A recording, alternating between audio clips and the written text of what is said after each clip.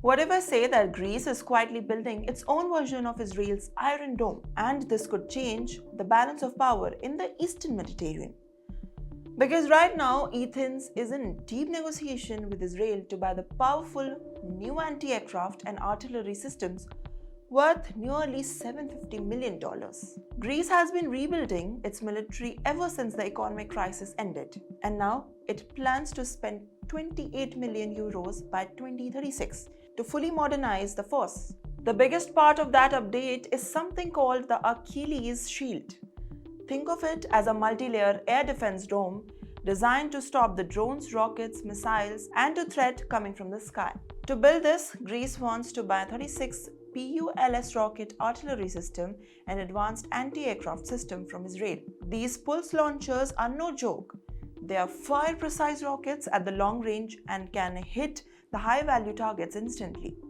The idea is simple: protect Greece's eastern borders with the Turkey. A rival Athens has clashed with for decades over a territory, airspace, and energy rights. Now here's the twist. Greek officials say that the local Greek companies will contribute about 25% to the project.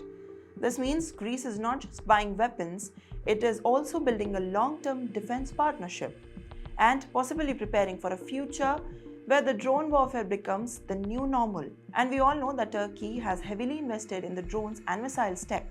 So this is the deal that could change how both sides operate in the region. Well, here's another layer to this story.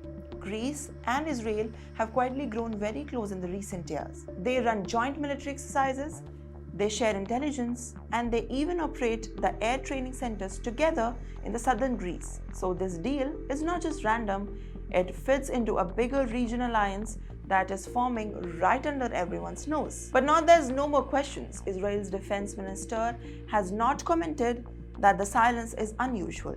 It suggests that the deal may be bigger and more strategic than what we think publicly confirmed. So here's my question for you. Do you think that these new defense partnerships will make the region safer, or are we heading towards a new arms race? Tell me what you think in the comments.